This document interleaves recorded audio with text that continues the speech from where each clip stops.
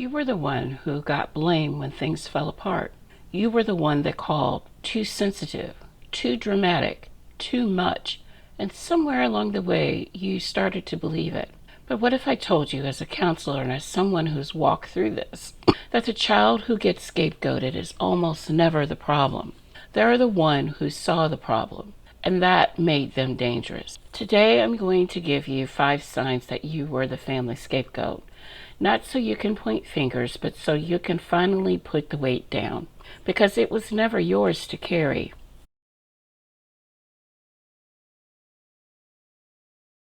I'm Elisha, a licensed counselor, author, and host of Elisha Space, and I talk about this topic not just from a clinical perspective, but from a spiritual one too, because healing from family trauma isn't just about understanding what happened.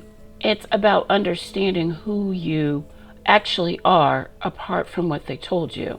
If you grew up feeling like the black sheep of the family, like nothing you did was ever right, like you were always the problem in every room, stay with me. What I'm about to share may be the most validating thing you hear this week.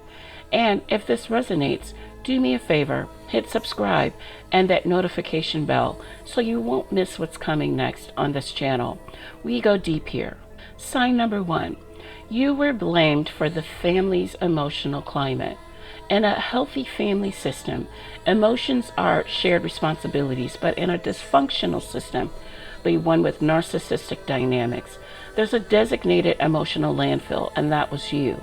If dad was in a bad mood, somehow it was because of something you did. If mom was crying, it was because you stressed her out. If siblings were fighting, you started it. The entire household's emotional regulation was placed on your shoulders as a child. Clinically, we call this emotional parentification. You weren't just a child. You were recruited to be the family's emotional regulator before your own nervous system was even fully developed. And here's what nobody told you. The fact that you could feel the tension in the room, that wasn't a flaw. That was attunement. You were the most emotionally intelligent person in the house, and they punished you for it. Sign number 2. Your memories are constantly denied or rewritten. You remember what happened. You remember the yelling, the silence, the favoritism.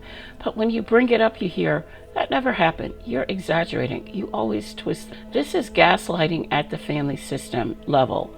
It's not one person lying. It's the entire system conspiring to protect itself by discrediting the witness. And the witness, that was you. Scapegoated children are often the truth tellers. You saw the dysfunction clearly. But clarity is a threat to a family that survives on denial. So they didn't just disagree with your version, they made you doubt your own mind. If you've spent years wondering, did that really happen? Am I making this up? No, beloved, you're not making it up. Your memory is not the problem. The system that needed you to forget, that was the problem. Sign number 3. You were held to a completely different standard than your siblings. Your brother could fail a class and get comfort. You brought home a B+ and got a lecture. Your sister could talk back and it was personality. You expressed an opinion and it was disrespect. In family systems therapy, we call this role rigidity. The golden child can do no wrong. The scapegoat can do no right. And these roles aren't based on the behavior, they're based on the family's need for balance. Someone has to carry the good, someone has to carry the bad. And once you were assigned the scapegoat role, the rules were different for you. Permanently. The double standard wasn't a mistake, it was the design. The family needed you to be the problem, so nobody had to look at the actual dysfunction. And can I tell you something? The fact that you noticed the unfairness, even as a child, means your moral compass was intact. They couldn't corrupt your sense of justice. That's strength, not sensitivity. Sign number 4. Anytime you set a boundary, it was treated as if it was an act of betrayal. You said no to a family gathering, and suddenly you hate the family. You asked for space, and now you're selfish. You stop sharing personal information, and you become secretive and too good for everyone. In narcissistic family systems, the scapegoat's boundaries are the single greatest threat to the power structure, because the system runs on access to your emotions, your time, your compliance. When you withdraw access, the system panics.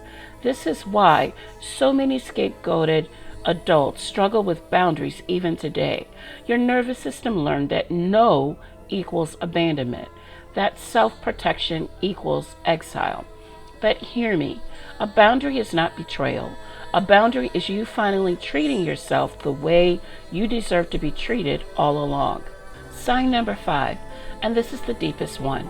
You've carried shame that was never yours to begin with. Not guilt, shame. Guilt says, I did something wrong. Shame says, I am something wrong. And if you were the family scapegoat, you've likely been marinating in that shame since childhood. You might feel it as a constant sense that you're too much or not enough, a belief that you don't deserve good things, a pattern of over-apologizing, over-explaining, or shrinking yourself in relationships. Clinically, this is what we call internalized shame, and it's one of the core wounds of complex trauma. The family projected their dysfunction onto you so consistently that you absorbed it as identity. But beloved, and I need you to hear this, that shame is not yours. It never was. You were not the problem. You were the child who needed protection and got blamed instead. Now, I want to speak to your spirit for a moment, because the healing for this isn't just clinical, it's spiritual. The enemy will use dysfunctional family system to write a false identity over you. You're the problem. You're too much. You're not wanted. But God says something very different. 1 Peter 2:9, but you were chosen people, a royal priesthood, a holy nation, God's special possession, that you may declare the praises of him who called you out of darkness into his wonderful light. You weren't the black sheep. You were chosen, not rejected, set apart. The same qualities that made you the scapegoat in a broken system, your honesty, your sensitivity, your refusal to pretend, those are the exact qualities God uses. You were never the family's problem. You were the family's prophet, and prophets are always rejected at home. If this resonated with you, I want you to do something for me this week. I want you to identify one piece of shame you've been carrying that was never yours, and I want you to name it out loud. Say, this is not mine, I give it back. Now, before you go, let's regulate together. Breathe with me. Inhale 4 counts, hold 4 counts, exhale 6 count. Again.